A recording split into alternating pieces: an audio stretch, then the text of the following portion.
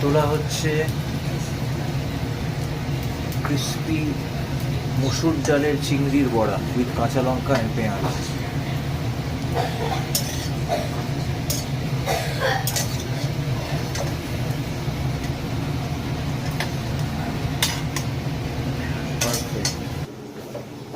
মসুর ডালের বড়া গরম গরম।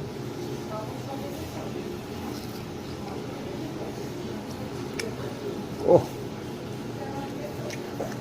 কি অভূতপূর্ব টেস্ট, ভাষায় বলে বোঝা যাবে না।